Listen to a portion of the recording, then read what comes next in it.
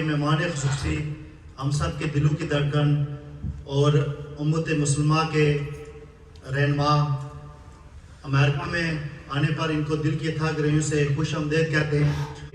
میری برات جناب صاحبزادہ ڈاکٹر فضیل ایاز کاظمی صاحب والی موڑا شریف، ان سے التماس ہے کہ اپنے بیان سے ہمارے دلوں کو منور کریں۔ صاحبزادہ ڈاکٹر فضیل ایاز کاظمی صاحب۔ نحمده ونصلي على رسوله الكريم، أما بعد، فأعوذ بالله من الشيطان الرجيم، بسم الله الرحمن الرحيم، إن الله وملائكته يصلون على النبي يا أيها الذين آمنوا صلوا عليه وسلموا تسليما، الصلاة والسلام عليك يا سيدي يا رسول الله وعلى آلك وأصحابك يا سيدي يا حبيب الله۔ برادران اسلام، شدیان دین متین، شمع و رسالت کے پروانوں، عاشقان اولیاء، السلام علیکم ورحمۃ اللہ وبرکاتہ۔ الحمدللہ، آج میرے لیے، آپ کے لیے یہ بڑا انعام ہے، اس دیار غیر میں ہم سارے ایمان والے اکٹھے ہو کر اللہ کی بارگاہ میں اور اس کے محبوب نبی رحمت کی بارگاہ میں اپنی عقیدوں کا اظہار کر رہے ہیں، اور بالخصوص اس ماہ نور میں پھر شدت ایمان کے ساتھ، اپنی محبتوں کے ساتھ، اپنی ایمانی قوتوں کے ساتھ، اپنے اپنے جوش و جذبوں کے ساتھ ہر اہل ایمان حضور کی آمد کا جشن منا رہا ہے، اور یہ خوشی کا اظہار کر رہا ہے، اور یہ اظہار کرنا بالکل برحق ہے، کیونکہ خالق کائنات، جو اس کائنات کا خالق ہے، جو رحمان اور رحیم ہے، جو کل شیء قدیر ہے، جو دلوں کے رازوں سے باخبر ہے، جو زمینوں اور آسمانوں کا نور ہے، وہ جسے چاہتا ہے اپنی رحمت سے نواز دیتا ہے، اور ہر دور میں آدم سے لے کر عیسیٰ تک جب اس نے اپنی الوہیت کا اظہار کرنا چاہا تو اپنے اس اعلیٰ مخلوق میں سے سب سے اعلیٰ جو ہے انبیاء کی جماعت، ان کو باری باری چن لیا کہ جاؤ میری مخلوق کو ہدایت کا پیغام دو۔ لیکن پھر جب آپ کے اور میرے نبی کی باری آتی ہے، نبیوں کا سردار آتا ہے، سید المرسلین آتا ہے، وما ارسلناک الا رحمۃ العالمین آتا ہے، تو پھر وہ جلوے، جو عنایات، جو معجزات، جو برکات آدم سے لے کر عیسیٰ تک مختلف ادوار میں میرے رب نے ان کے سینوں میں، ان کے اذہان میں ڈالی، ان تمام کی انتہا جو ہے وہ ذات مصطفیٰ کریم صلی اللہ علیہ وسلم نے کر، اتنی شانیں میرے رب نے دی ہیں۔ Allah mentioned in the glorious Quran regarding to the status of the Sayyidina Muhammad صلی اللہ علیہ وسلم۔ میرا رب خود بتاتا ہے، خود سکھاتا ہے، اس انداز کے ساتھ بیٹھنے کا طریقہ سکھاتا ہے، تو پھر جو یہ سمجھ جاتا ہے، جو اس پیغام کو اپنے سینے میں بسا لیتا ہے، پھر وہ یہ نہیں دیکھتا کہ گنبد خضرا کا مکین مدینے میں بیٹھا ہے، تو آج بھی پھر اس کا ایمان یہ کہتا ہے کہ آج یہاں پر بھی بیٹھ کر ہم اس کا ذکر کر رہے ہیں، اللہ کے کرم کے صدقے سے وہ مدینے میں بیٹھ کے ہم پہ کرم فرما رہا ہے۔ تکبیر،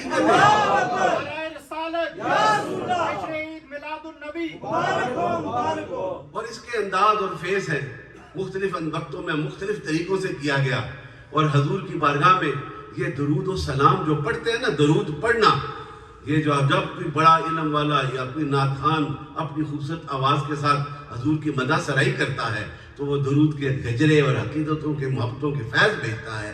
یہ حضور کے زمانے میں بھی اصحابہ بھی جو نزدیک بیٹھے تھے وہ بھی سلام پڑھتے تھے، اور جو دور بیٹھے تھے وہ بھی سلام پڑھتے تھے۔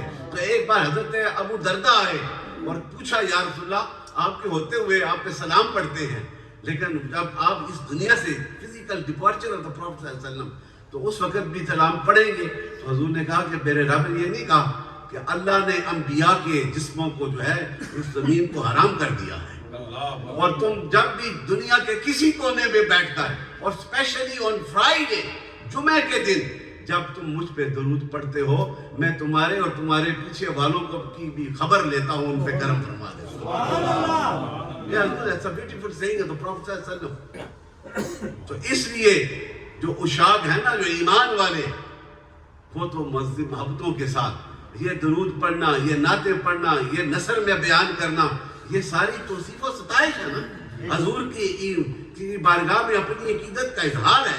اور اسی توصیف اور اسی توقیر اور اسی عظمت کا تذکرہ میرا رب قرآن میں فرماتا ہے. میرا رب قرآن میں یہ کہتا ہے لِتُؤْمِنُوا بِاللَّهِ وَرَسُولِهِ وَتُعَزِّرُوهُ وَتُوَقِّرُوهُ. Allah mentions regarding to the highest degree of the Prophet Muhammad. اگر تم بلیور ہو نا ایمان والے ہو اللہ پہ یقین رکھتے ہو اللہ کی وحدانیت پہ یقین رکھتے ہو اپنی پیشانی جو یہ سکھائی اس مصطفیٰ کریم نے اس کی بارگاہ میں جھکاتے ہو تو پھر اللہ اور اللہ کے رسول پہ ایمان لاؤ اور میرے رسول کی توقیر کرو عزت کرو ان کی توقیر بیان کرو. سبحان اللہ. پریز دا پروفٹ محمد. اب یہ مختلف اندازوں میں کیے گئے. حضور کے دور میں بھی حضور کی آمد کے تذکرے صحابہ کرتے تھے. مولود شریف کا یہ جو آج بیٹھے نا خالد صاحب کے وساطت سے ہم سارے بیٹھے ہیں اور میں نے مبارکباد دیتا ہوں تقریباً 2 یا 3 سال ہو گئے جب سے یہ سلسلہ شروع خلیفہ قیوم قاسمی صاحب کو میں نے اجازت دی کہ یہاں پہ ختم خواجگان پڑھا جائے اور اس کی برکت کا یہ صلہ ہے کہ کتنے صوفیاء یہاں پہ آ کے ذکر کا اظہار. یہ برکات ہے نا. ہر کوئی صوفی اپنے اپنے انداز میں کرتا ہے لیکن کام تو یہ ہے نا اسے یاد کرنا ہے اور وہ طریقہ جو حضور نے سکھا دیا. اسی طرح حضور کے صحابہ جو تھے نا the companions they used to praise the Prophet صلی اللہ علیہ وسلم اور اپنی اولادوں کو بٹھا کر اب بے شمار حدیث ہے لیکن میں سب کا اجمال ہر صحابی نے اپنی اپنی قوتوں کے ساتھ کسی نے گھر میں بیٹھ کے حضور کا میلاد منایا ہے کسی نے اولاد اور اپنے خاندان میں بٹھا کر حضور کی آمد کے تذکرے کیے ہیں. جو معجزات ہوتے رہے جو مختلف بہت سے تاریخ دانوں نے لکھے فلاسفر نے لکھے کہ کس طرح ان لمحوں میں ان پاک گھڑیوں میں حضور کی آمد ہوتی ہے. اور یہ کملی والا جب آتا ہے تو پھر آسمان کے ستارے بھی سلامی کے لیے ذریعے میں آتے ہیں جی اور فرشتے بھی سلامیاں دیتے ہیں عرش والے بھی سلامیاں دیتے ہیں فرش والے بھی سلامیاں دیتے ہیں. اتنی شان والا نبی ہے اتنی عظمت والا. اور پھر اس سے بڑھ کر حلیمہ سعدیہ کو سب جانتے ہو نا. حلیمہ سعدیہ کا نام اس لیے ہم جانتے ہیں کہ وہ نبی رحمت کی دائیہ بنی تھی. اور بڑی بڑی دائیہ تھی ڈاکٹر صاحب وہ سارے کوئی نہیں جانتا. بڑے بڑے عرب کے اس مکے کے رؤساء جو تھے سرداران مکہ قریشی اور ہاشمی بڑے بڑے کسی کو نہیں پتا کہ کس کے بیٹے کو کون سی دائی لے گئی. لیکن جس وقت حلیمہ سعدیہ نے میرے رسول کو اپنی گود میں لیا قیامت تک اس کا نام حضور کے صدقے سے ہوتا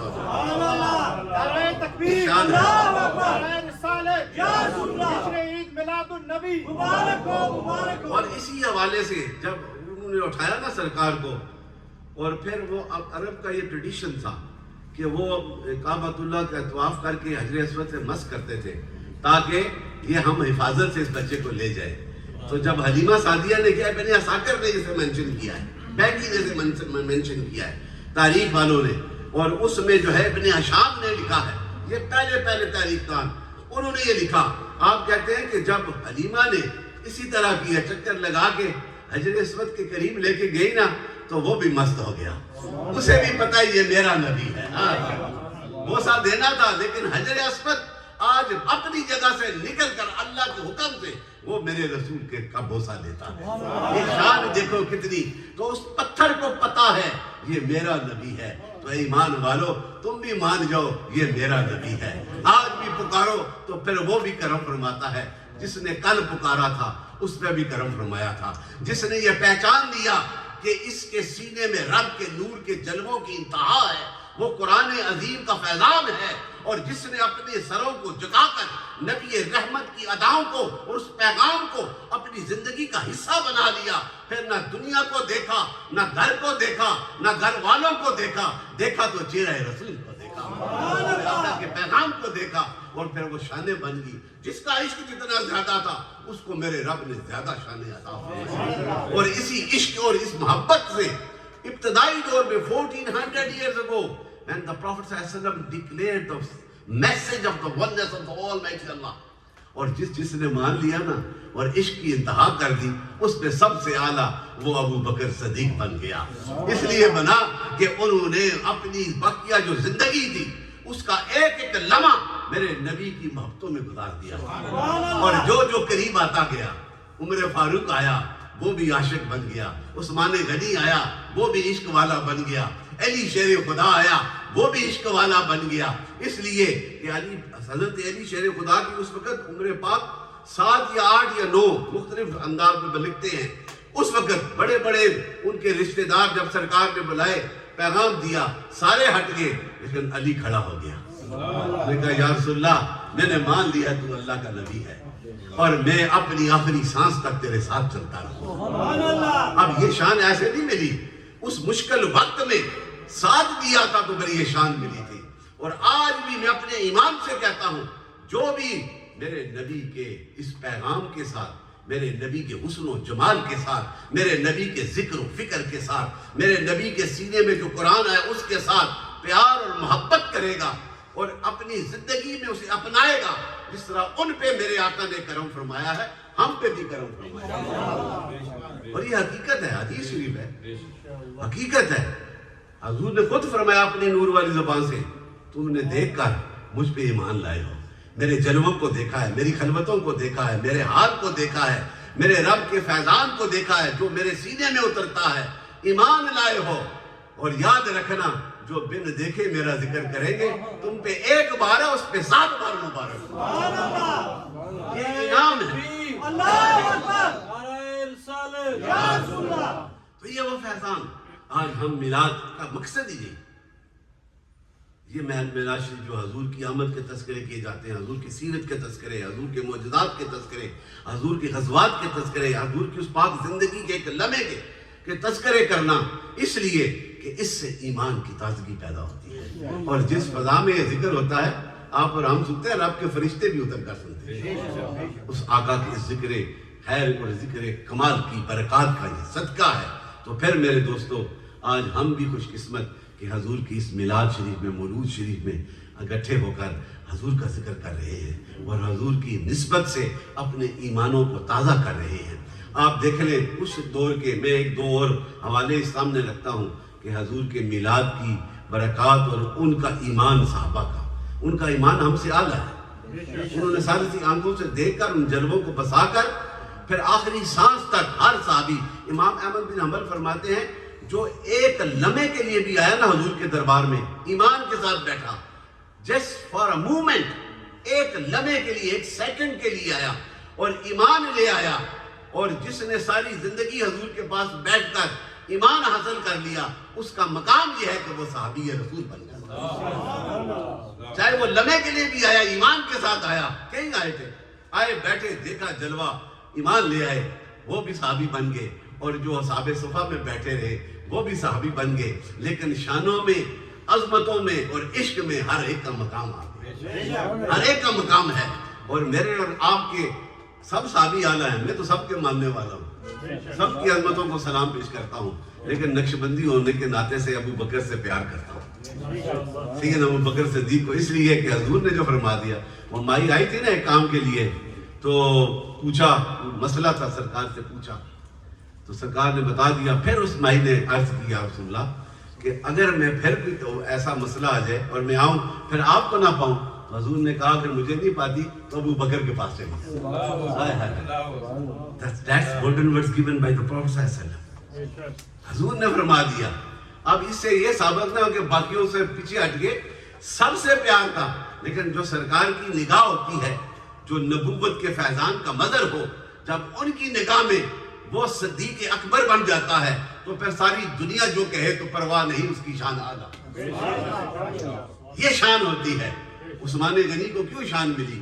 یہ نبی کی غلامی کے صدقے سے، ہاں کہ داماد رسول بھی ہے اور پھر ایک ہی نسب سے ہے، کوئی پردادے سے پیچھے لگ ملتا ہے۔ یہ ابو بکر، سیدنا عمر، سیدنا عثمان غنی، وہ زیادہ کریم ہے عثمان غنی۔ سیدنا ابو بکر جو ہے بنی تمیم کے قبیلہ کے ہیں، اور یہ بھی پیچھے جا کے سارے حضور سے نسبت رکھتے ہیں، سارے حضور سے نسبت رکھتے ہیں۔ لیکن یہ شان ہے کہ عثمان غنی سے حضور نے فرمایا، وہ کہتے ہیں غزوہ بدر میں شامل نہیں ہوئے، تمہیں کیا پوری ہسٹری تو پڑھو نا. اس وقت حضور کی صاحبزادی جو ان کی عقد میں تھی وہ بیمار تھی اور اسی غزوے کے دوران ہی ان کا وصال ہو گیا تھا. تو کملی والا جانتا تھا اس لیے انہیں چھوڑ دیا اور یہ فرمایا کہ تمہارا وہی مقام ہے جو بدر کے جو مجاہد ہیں جو بدر میں اس غزوے میں شامل ہوئے ہیں, رب نے جو انہیں مقام دیا ہے عثمان غنی تمہیں بھی وہ مقام دیا. تمہیں حکم کے چھوڑ کے جا رہا ہوں, نبی کا حکم تھا نا. اور ان کا یہ مقام کہ وہ کتنے حیا کے پیکر بنے. سیدنا عمر فاروق کو دیکھیں پہلے کیا تھے اور پھر جب غلامی اختیار کی نبی کی تو کتنا مقام ملا. یہ ساری حضور کی محبتوں کا فیضان ہے نا. اور میں اس لیے یہ آپ کے ذہنوں میں یہ بات بتا رہا ہوں کہ دیکھیں ان تمام کا یہ مقام اس لیے حاصل ہوا کہ ان کا عقیدہ یہ تھا اگر رب کی توحید کا فیض ہمیں ملے گا تو یہ در مصطفیٰ سے ملے گا, حضور کی غلامی کے صدقے سے ملے گا. اور جس نے جتنا پیار کیا اسے اتنا فیض حاصل ہو گیا. اور یہ حقیقتیں ہیں. لیکن عمر فاروق کا یہ ضمن بات آ گئی کہ وہ بڑے جلیل تھے, بڑے طاقتور دبدبے والے. تو ایک وہ آیا نا, وہ شراب پیتا تھا بہت, تو سامنے سے گزرا اور اس میں اس نے آپ نے اس طرف رکھی ہوئی تھی. آپ وہ دیکھا عمر فاروق کو تو وہ ڈر گیا, آج تو پکڑا گیا, آج بھی بخشا جاؤں گا, آج مارا جاؤں گا. اس نے سچے دل سے توبہ کی. بخشش دینے والا میرا رب ہے نا, سچے دل سے توبہ کی کہ مولا آج مجھے عمر سے بچا لے, تو اس کے بعد یہ عمل نہیں کروں گا. اور جب قریب آئے تو میرے فاروق نے پوچھا یہ کیا ڈالا ہوا ہے؟ اس نے کہا یہ سرکہ ہے. نیچے نکالا تو واقعی وہ شراب سرکہ بن چکا تھا, اس لیے کہ اس نے سچے دل سے توبہ کر لی تھی اور میرے رب نے اس توبہ کو قبول کر لیا تھا اور پھر وہ راہ پہ آ گیا. یہ شانیں, یہ طاقتیں, علامہ صاحب آگے تشریف دیں, یہ وہ طاقتیں میرے نبی کی غلامی کے صدقے سے حاصل ہیں.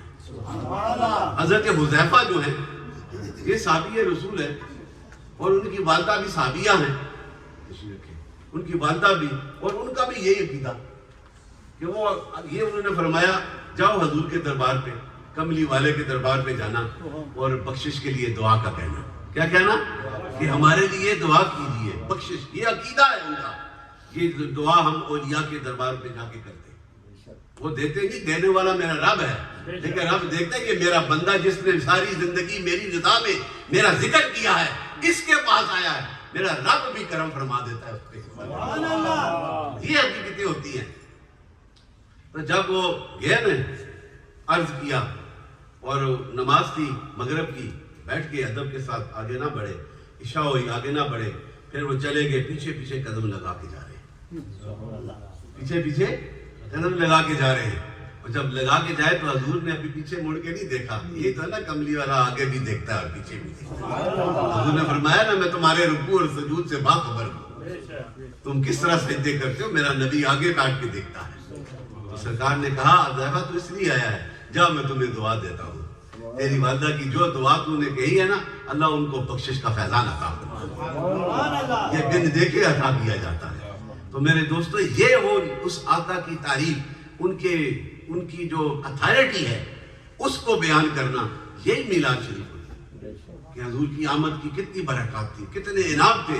آج 14 صدیاں گزرنے کے باوجود جب بھی یہ مہینہ آتا ہے پوری دنیا میں کوئی کسی کو گورنمنٹ کی طرف سے سپورٹ تو نہیں, یہ ایمان کی سپورٹ ہوتی ہے. اور کہاں سے لوگ آگے اس حضور کے میلاد میں شامل ہوتے ہیں, ذکر میں.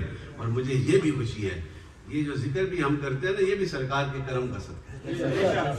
یہ ختم خواجگان پڑھتے ہو, یہ صوفیاء نقشبند نے پڑھا, اور یہ سلسلہ آج دیکھیں یہاں سے کہاں ہوتا ہے, کبھی فیجی میں ہو رہا ہے, کبھی آسٹریلیا میں ہو رہا ہے, کبھی امریکہ میں.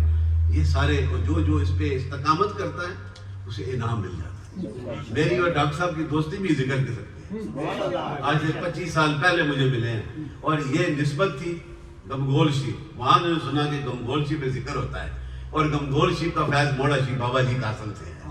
تو جب میں یہاں آیا تو اس دن سے آج تک جب بھی میں آتا ہوں, کبھی بلاتا ہوں تو وہ آپ آتے ہیں. وجہ کیا ہے؟ یہ ذکر کی بہانہ ہے, اور یہ کتنا خوبصورت بہانہ ہے. ہم ملتے ہیں تو ذکر کی خاطر ملتے ہیں, ہم بیٹھتے ہیں تو اللہ کے ذکر کی خاطر بیٹھتے ہیں, ہم آپس میں خوشی کا اظہار کرتے ہیں تو اس نبی رحمت کے کرم کے صدقے اس کے ذکر کی خاطر بیٹھتے ہیں. اور حضور کا ذکر, رب کا ذکر, یہ ایک ہی حقیقت ہے. کیونکہ نبی اپنی مرضی سے تو کچھ نہیں کہتا، نبی وہی کہتا ہے جو رب اسے کہتا ہے۔ حضور نے یہ تو نہیں کہا میری تعریف کرو، مکے کی مشکل گھڑیوں میں بھی اللہ کے ذکر کے جلووں کو ہمیشہ بلند رکھا، مکے والوں کی پرواہ نہ کی، اس اذیتوں کی پرواہ نہ کی، وہ اس ذکر کو سامنے رکھا۔ وہ جو تنگ کرتے تھے وہ مٹ گئے اور میرے آقا کا نور پوری کائنات میں چھا گیا۔ ہے کہ نہیں ہے؟ نعرہ تکبیر، نعرہ رسالت، نعرہ رسالت، جشن عید میلاد النبی۔ اس لیے یہ اللہ کا فضل اور اللہ کی رحمت، یہ میرے آقا کے وجود پاک میں لیٹ دیم ریجائز، خوشی کا اظہار کرو۔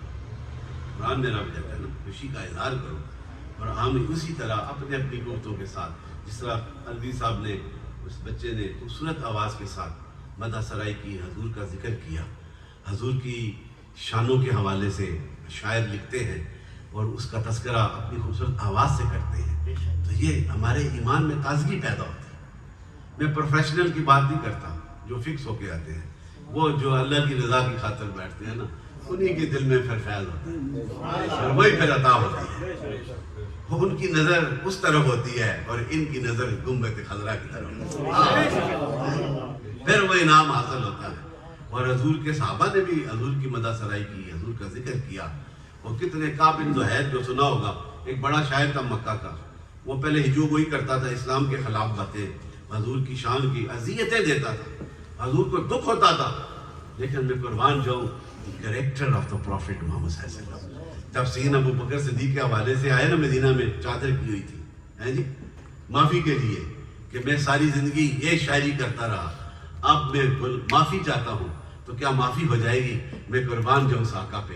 انہوں نے کہا جو دل سے آ کے معافی منگے اس سے بھی معافی ہو جائے۔ آج تاریخ میں اس کا نام ہم لکھتے ہیں، میں ایمان لے آیا تھا، اس لیے لکھتے ہیں کہ اس نے مان لیا کہ حقیقت یہ ہے اور در رسول کے ساتھ لگ گیا وہ آلہ۔